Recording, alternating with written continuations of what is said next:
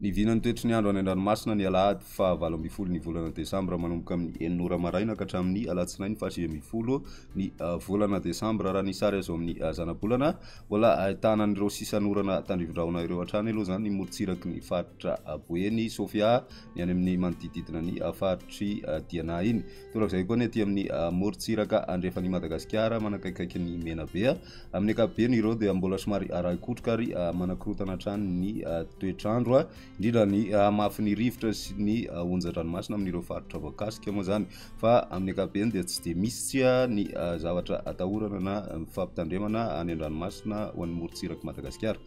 toy izao ny toetrandrontsika ho an'ny rapiso ho an'ny morotsiraka atsinanana Cap d'Ambre hatrany Cap Est ho maina ny andro amin'ny ankapobeny ho avy atsimo atsinanana ny rivotra ka ho 9 ka hatramin'ny 20 kilometatra isan'ora anonja be ny ranomasina ary ny avy ny onja dia manodidina ny 2.10 metatra Cap Est hatrany Manoro izy tandrivondraona vitsy vao maraina indrindra ary ho avy avaratra atsinanana ny rivotra ka ho 9 ka hatramin'ny 9 kilometatra isan'ora hatratra 20 kilometatra isan'ora manakaiky any Manoro anonja be ny ranomasina ary ny avy ny onja dia manodidina ny 2.10 metatra Manoro hatrany Taolagnaro anorana tandrivondraona mety araikotroka ho avy avaratra ny rivotra amin'ny ankapobeny ka ho 20 ka hatramin'ny 17 kilometatra isan'ora hatratra 17 kilometatra isan'ora manakaiky any Taolagnaro anonja be ny ranomasina ary ny avy ny onja dia manodidina ny 2.5 ka hatramin'ny 2 metatra Taolagnaro hatrany Cap Sainte-Marie anorana tandrivondraona iovaova ny fitsokon'ny rivotra ka ho 9 ka hatramin'ny 20 kilometatra isan'ora anonja be ny ranomasina ary ny avy ny onja dia 2.5 ka hatramin'ny 2.10 metatra ho an'ny morotsiraka andrefana kosa Cap Sainte-Marie hatrany Cap Saint-Vincent anorana tandrivondraona mety araikotroka ho avy avaratra somary avaratra andrefana ny rivotra ka ho 9 ka hatramin'ny 20 kilometatra isan'ora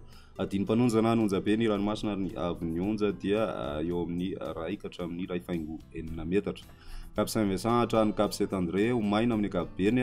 ary ho avy avaratra ny fitsokon'ny rivotra ka ho 9 ka hatramin'ny 17 kilometatra isan'ora hatratra 20 kilometatra isan'ora indraindray adiny-panonja ny ranomasina ary ny avy ny onja dia ho latsaky ny 4.4 metatra